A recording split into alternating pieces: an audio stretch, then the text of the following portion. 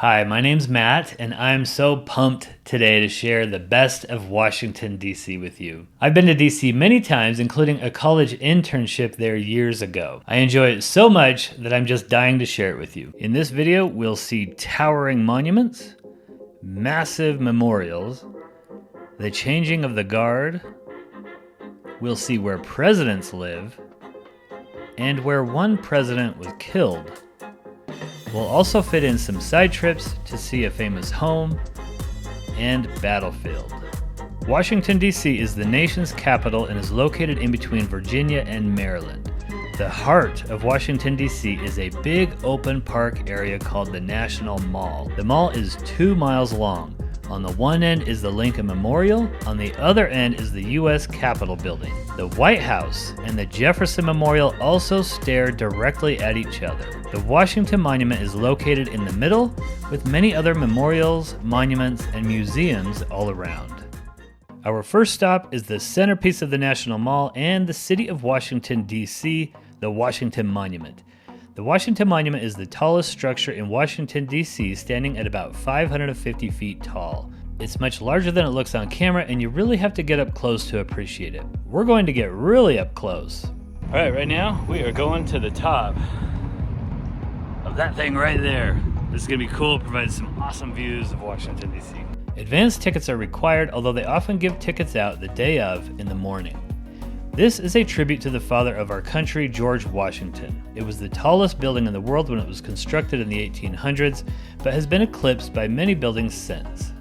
A video plays on the elevator ride up and gives us some disturbing news. But since this has to be the world's tallest something, the Washington Monument has been determined to be the world's tallest freestanding stone structure, meaning there is no steel support inside. It's just stone upon stone, held together by gravity, and everyone holding their breath. Tell me how you're feeling. No, I'm freaked out.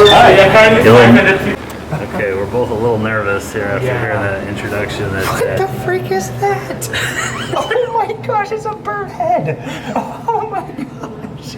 Yep, some dead bird's head was hanging from the window. That was weird. From the top, we can see the entire city of D.C. in all directions. The White House, the Lincoln Memorial, the Jefferson Memorial, and the Capitol building. This gives us a great overview of the National Mall. There's also some exhibits at the top. We learn about Washington's life and the construction of the monument, which has a huge foundation underneath. Its construction was interrupted by the Civil War and remained unfinished for many years, which explains its two-toned appearance. Finally, they got it done and placed a tip at the top, which is often struck by lightning.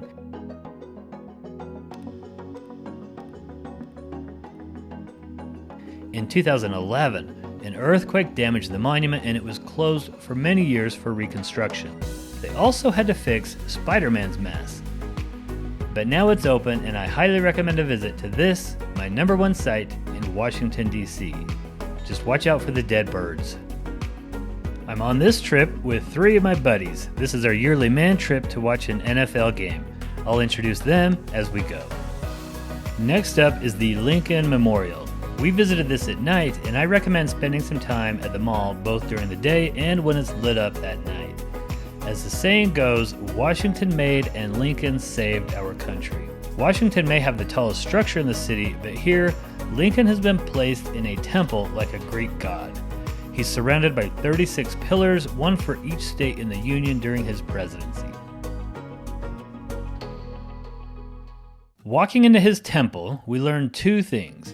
It's huge, much larger than you realize, and also this is a reverent place. People talk in whispers here.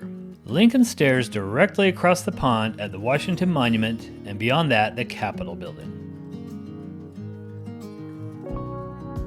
Engravings of his 2 most famous speeches are found inside. On one end is the Gettysburg Address.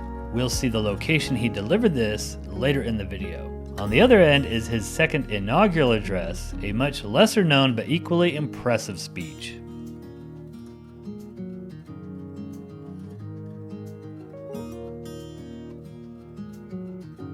Up next is the World War II Memorial, a massive memorial that sits between the Lincoln Memorial and the Washington Monument and honors those who served in World War II.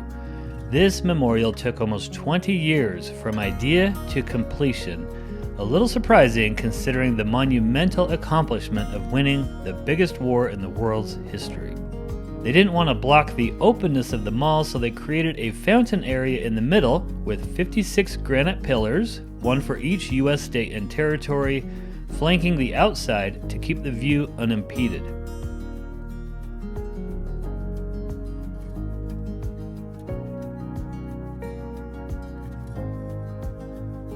Both theaters of the war are represented here, the Atlantic on the one and the Pacific on the other. Our next stop is the Martin Luther King Jr. Memorial. Here we see more symbolism at play. The artist played on his quote, "Out of the mountain of despair, a stone of hope," as MLK juts forward from the mountain. It was created 48 years after MLK gave his famous "I Have a Dream" speech, which itself was delivered exactly 100 years after Lincoln's Gettysburg Address in the shadow of the Lincoln Memorial. My friend Jake, the one wearing the Raiders jersey, liked this memorial most of all. It was a lot of fun trying to decipher our own interpretations of the memorial, something I would encourage you to do when you visit the National Mall. This was the first time my friends have been to Washington, D.C. All right, we are here in front of the Martin Luther King Memorial here. I want to know what you guys think about the mall so far. Amazing. Amazing. More walking than I thought. Fewer clothing than I thought. But I would say everything is bigger and more impressive than I thought too. Yeah. Really? Actually, it's great to do it at night. There's nobody here, and it's still a little sticky hot, but it's beautiful. And this is perfect. I could stay out here all night. Yeah. What about the stores? No stores. When we arrived and I told them we were going to the mall, they thought I was talking about a shopping mall. Up next is the Franklin Delano Roosevelt Memorial. This is a massive, sprawling memorial to the only president to serve longer than George Washington. Roosevelt served 12 years over 4 presidential terms, and each term is represented with its own outdoor room displaying historical events from those years. Roosevelt presided over 2 major crises, the Great Depression and World War II.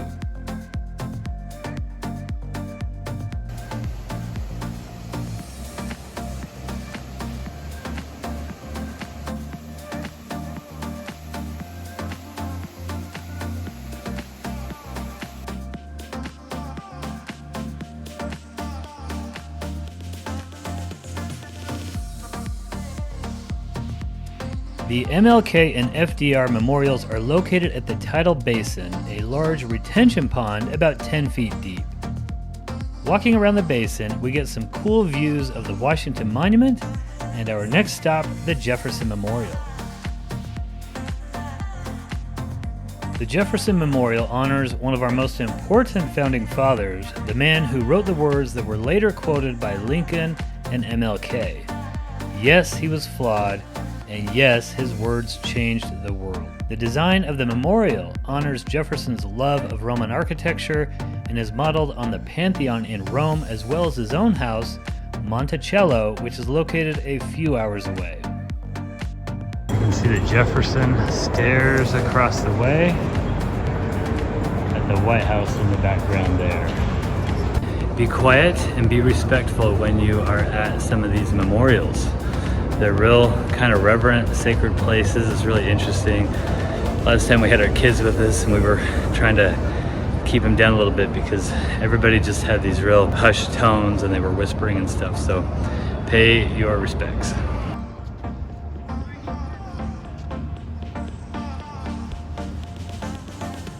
Up next is the Vietnam Memorial, which is an interesting study in how our views of history change over time. The Vietnam Memorial honors those who died in the Vietnam War. It starts small, then raises in the middle before tapering off, symbolic of the number of servicemen involved in the war over time. Vietnam was an extremely unpopular war and the vets were poorly treated when they returned home. But recently, sentiment seems to be changing, with people realizing it wasn't the soldiers' decision to go to war. think about the symbolism at the monuments. So I'm here at the Vietnam Memorial right now, and notice the reflection that you can see some people in the wall behind me here. There's something to that as you look into the wall and see yourself. There's a list of names on the wall. These are all the people that died during the Vietnam War. This is a V, kind of a V shape, and that wall right there goes down and points to the Washington Monument. And then this wall that's right next to me goes on and points to the Lincoln Memorial. So you can study a little bit about these beforehand, or just make your own interpretations. That's one thing that we had a fun time here doing with my friends, is we just see what we got out of the monument or the memorial. There are other memorials or monuments on the mall, including the Korean War Memorial, which was under construction the last time I was there, and the hidden Einstein statue. There are also many others that aren't located on the mall. Here's Benjamin Franklin, who among the founding fathers was second only to Washington in respect among their peers, and definitely deserves to be on the mall. We also ran into the Navy Memorial, a nice tribute to an arm of the military with a long and storied, if lesser known, history, including its importance in the War of 1812, which we shall see later in this video. Next up is the U.S. Capitol building, which was constructed over a period of 60 plus years, the dome being completed shortly after the Civil War. Standing in front of the Ulysses S. Grant statue, and behind me is the Capitol building. But before that, it was burned by the British in the aforementioned War of 1812. Many Americans have no idea that their Capitol building was once sacked by a foreign enemy. The Capitol is where Congress meets to pretend like they care about the American people, and it's also the origin point for the street addresses in the city. This is also symbolic. The founders envisioned a country where Congress was number one, not the president. This is a replica of the Statue of Freedom, which stands on top of the dome. Contact your congressman or woman well before your trip to book a tour of the Capitol building. They'll be so excited to welcome someone from their home district. This is the old Senate room. Look among the statues to find your hometown hero.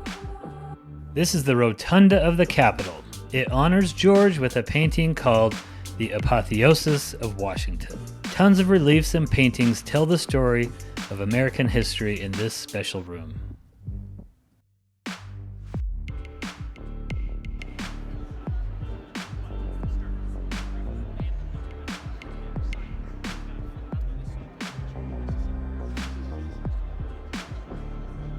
You can also book a tour of the White House, but my understanding is that the security measures are so high, you don't get to see much. I've been shut out each time due to a variety of factors like COVID. Otherwise, this is just a short photo op and a walk around nearby Lafayette Square honoring a variety of early American heroes. Everyone, give it up for America's favorite fighting Frenchman, Lafayette.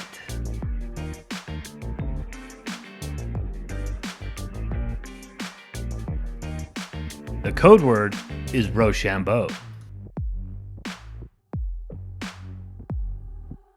While here, we saw something that every visitor to DC should see, a demonstration. I don't remember what they were demonstrating, but they followed us for a good block or two, chanting.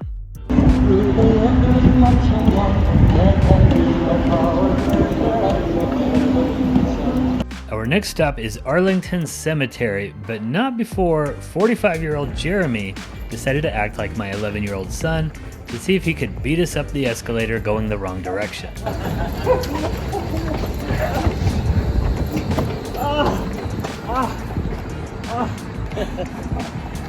of the hardest things I've ever done in my life. Arlington Cemetery is a United States military cemetery that was created during the Civil War. Here's how to do Arlington Cemetery. Buy shuttle tickets at the visitor center. Hop on the shuttle and let the tour guide tell you about the cemetery, including some of the famous people buried there.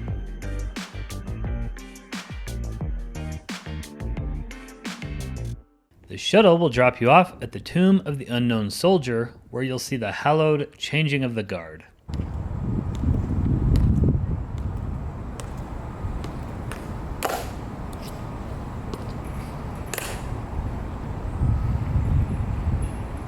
Everything they do is in perfect synchronization.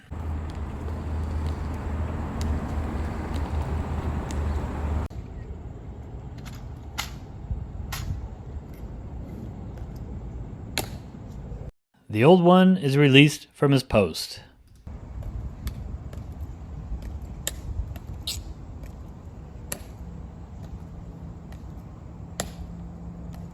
When finished, hop on the shuttle to the impressive Arlington House. This was a home owned by Robert E. Lee, commanding general of the Southern armies during the Civil War.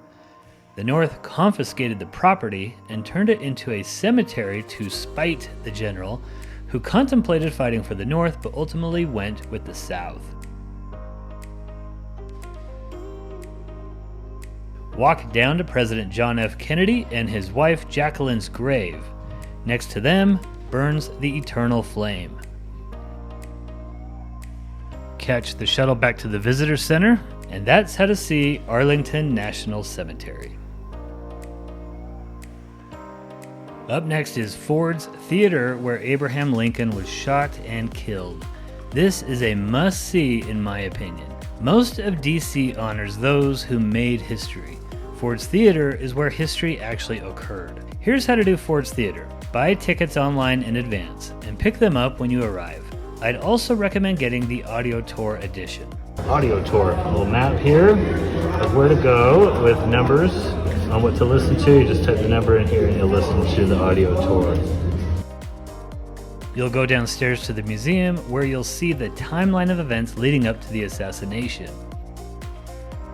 Here's where we also see some guys who remind us a lot of our own group. Well, this is obviously Matt here. The sage. This is obviously me. The same mellow yellow belly that I have. And a sideburn. This is obviously Jooms. Yeah, this. Not knowing what's going on. And this is obviously G back here looking at us like we're all idiots. This is G, the normal one of the group. In the museum, you'll also learn about John Wilkes Booth and the plot to assassinate Lincoln and others in his cabinet. As the Civil War was winding down and it was clear the South was going to lose, Booth's last-ditch attempt to salvage the war was to kill the president and all of the successors, throwing the country into chaos. Ultimately, Booth's cohorts failed to take out the other men. Then you'll go back upstairs to the theater. It was in this box that President Lincoln was shot and killed. John Wilkes Booth was an accomplished actor and was used to being seen in this theater, so no one was alarmed when he walked into the theater that day. He walked up behind the president and fired his pistol, mortally wounding Lincoln. Booth jumped onto the stage and ran away. He was later tracked down and shot. A ranger gives a presentation and explains that here they call it a box, not a booth, for obvious reasons. Out of deference to Lincoln, the theater was shut down after the shooting. It was later restored, and today it is an actual working theater, so you must book tickets during a time when they do not have a play going. Pretty cool. I like it. It's a lot nicer than I thought it would be. Behind me here, this is the house where Lincoln was taken when he was shot, and this is where he died. And next door is kind of a little museum and bookstore. So there are 4 parts to this tour: the theater, the basement museum, the house that he died in, and the museum for the house that he died in. Now that you've learned about Lincoln and your interest is piqued, you can buy some books from the bookstore, some kitschy Abe Lincoln memorabilia, or eat at one of the many restaurants in the area with Lincoln's name. Now let's briefly look at a few of the free and popular museums surrounding the mall. The American History Museum has this display of George Washington known as Enthroned Washington, as well as many important artifacts and displays. The centerpiece of the museum is the actual Star-Spangled Banner, which has been painstakingly restored.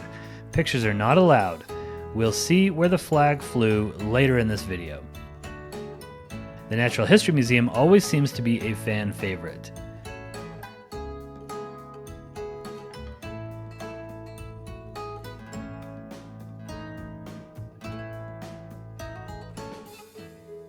The Hope Diamond has a long history of many different owners and weighs 45 carats. The National Portrait Gallery focuses on famous Americans such as Ben Franklin and George Washington. Here we see the apotheosis of Washington up close. I also found a section on Western art which includes the famous Grand Canyon of the Yellowstone, instrumental in getting Congress to set aside Yellowstone as the world's first national park. Outside is the National Sculpture Garden, a quirky little spot where you can rest your weary legs by sitting on some public art.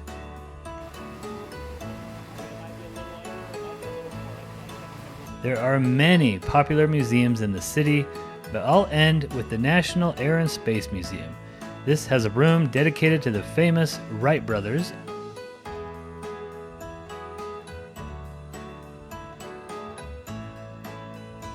as well as Charles Lindbergh's famous Spirit of St. Louis.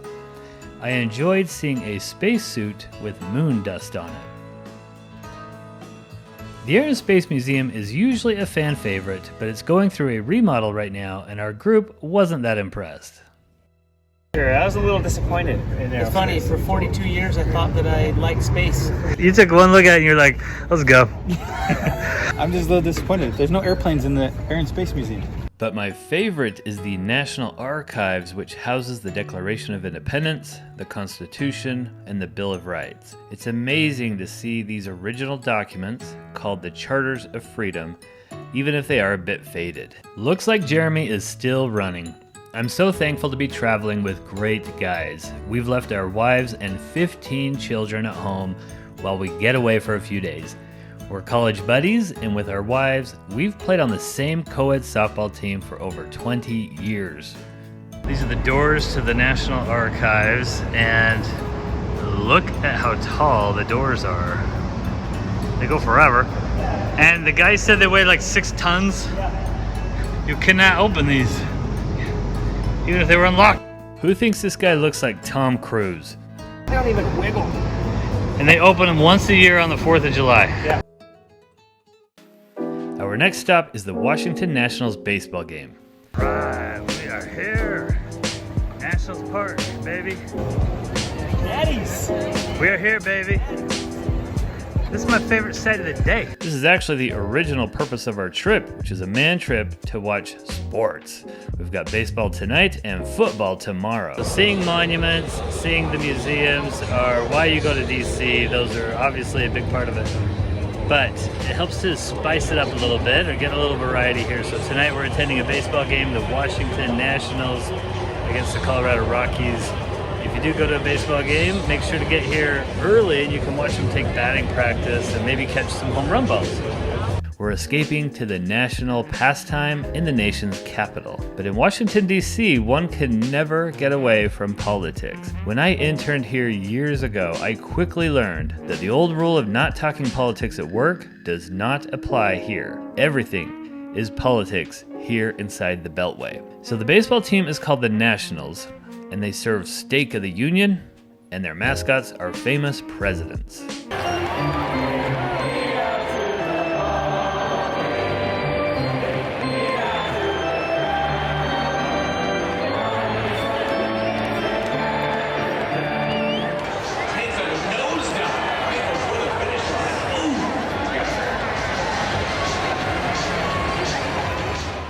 We arrived and departed the game on the subway system known as the Metro, which gives us a chance to talk about the importance of knowing how to get around when you visit. The basic rules are this: use the Metro to get around the city. Use your feet to walk around the mall.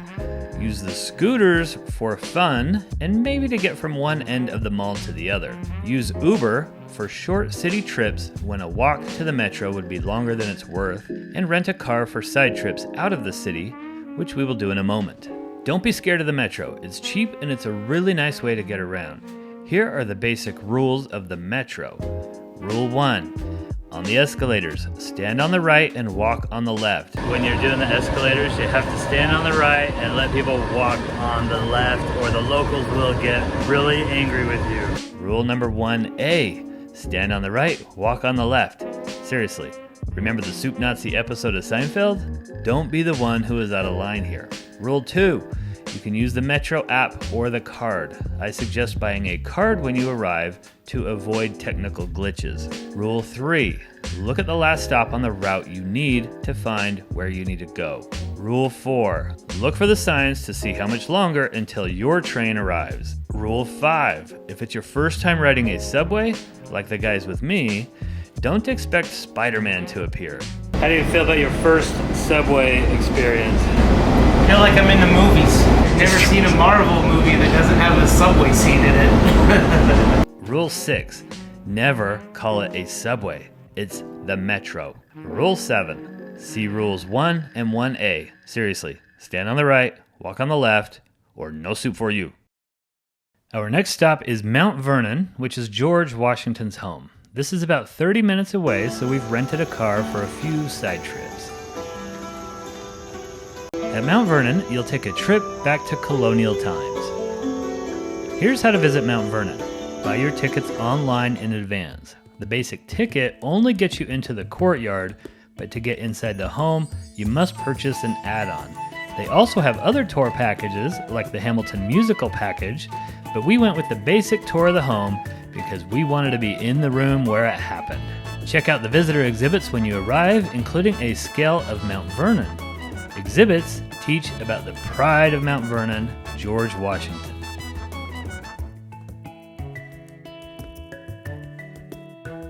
Then they'll take you into his home, which they've tried to keep in its original state.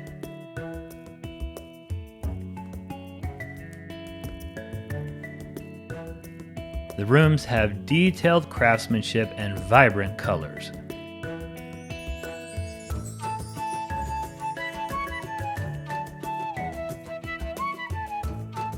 They told us this is the original railing to the home.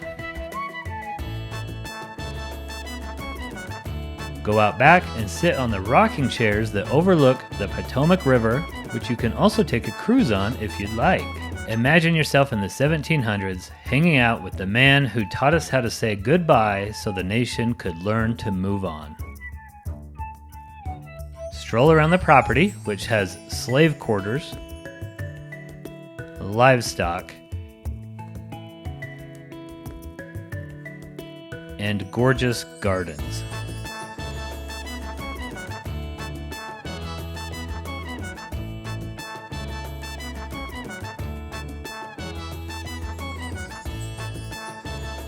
George and Martha are actually entombed here on property guarded by colonial-era soldiers. What? We were so lucky to happen to run into the changing of the guard.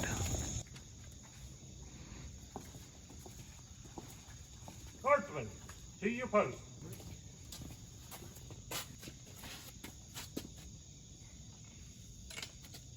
Honor guard, forward, march. When Cheryl and I were first married, we did a 3-week road trip to DC and lived on Doritos because we had no money. Of the 40 plus things we saw on our trip, Mount Vernon was her favorite.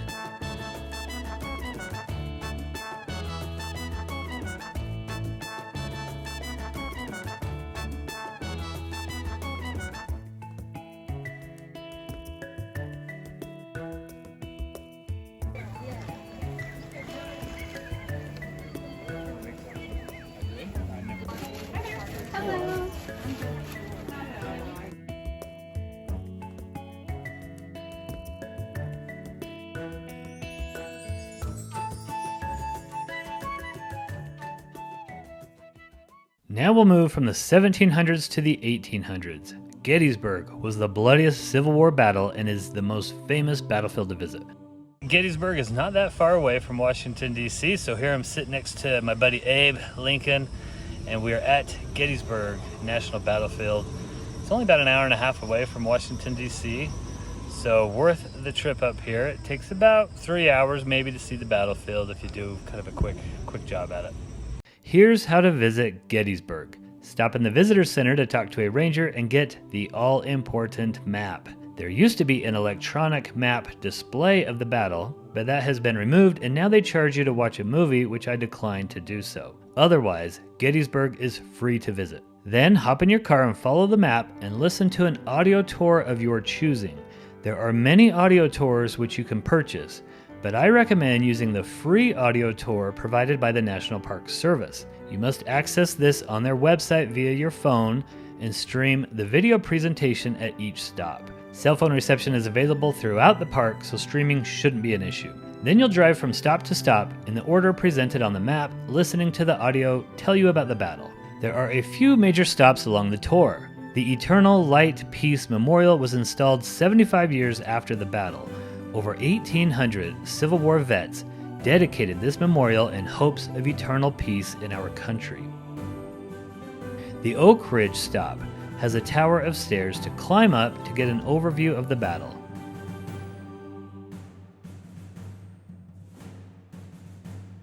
And the actual town of Gettysburg in the distance.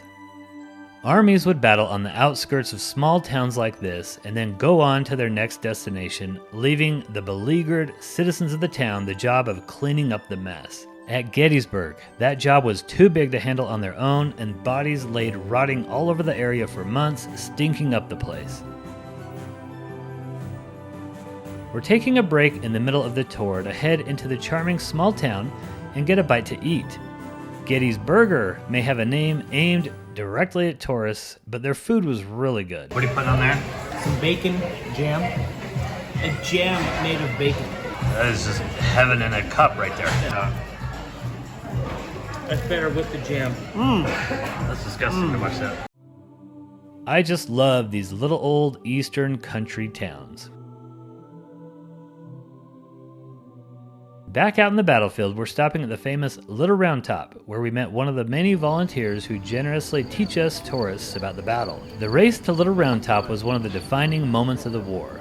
Below Little Round Top is Devil's Den, where some of the most vicious fighting occurred. Memorials to the states and regiments who fought in the war are everywhere you look. The largest of these is to the state of Pennsylvania.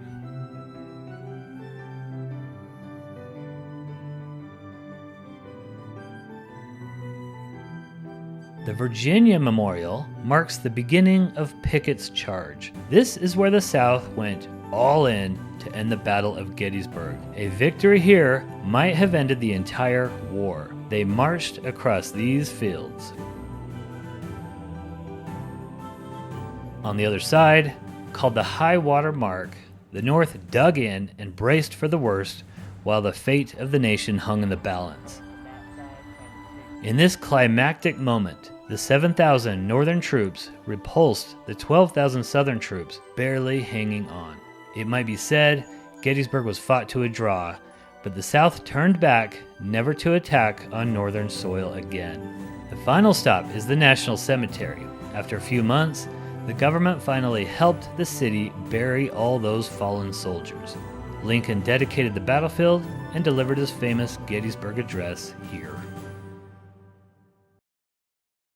Our next stop is Baltimore, Maryland. Most people have an image of Baltimore in their minds and would never consider visiting. But if you know how to visit it, it can be a rewarding and interesting cultural experience precisely because it isn't super touristy. Here's how to visit Baltimore. Stop at the Inner Harbor. This rejuvenated downtown section offers seaside views, ships, street performers, and plenty of food and drink. From here, you can take a boat tour or drive to Fort McHenry, the site where the Star-Spangled Banner was written. Watching the Visitor Center movie is a must, and seeing the curtain rise is a moving experience.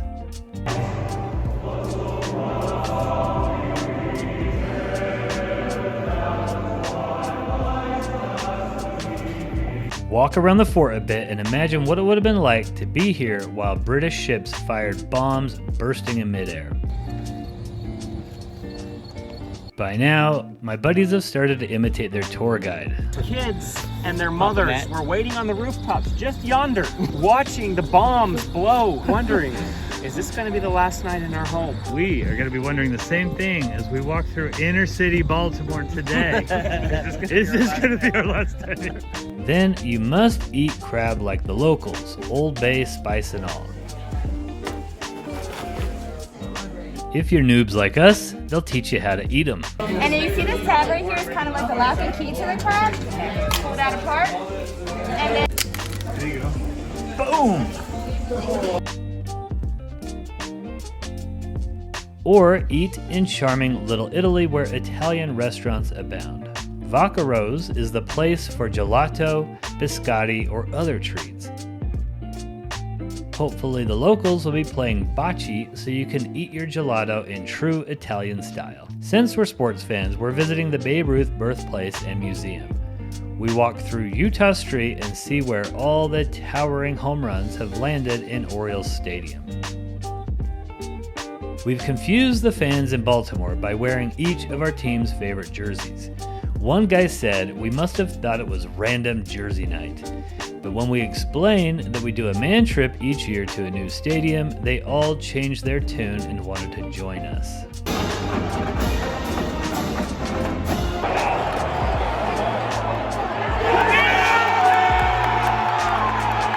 The good guys won, so the party was on. If you want to experience Washington, D.C. and its side trips in a similar way, we have some great resources for you. We have self-guided tours on our website, and our DC playlist will help you get prepared and excited for your trip. Thank you for watching. We'll see you next time.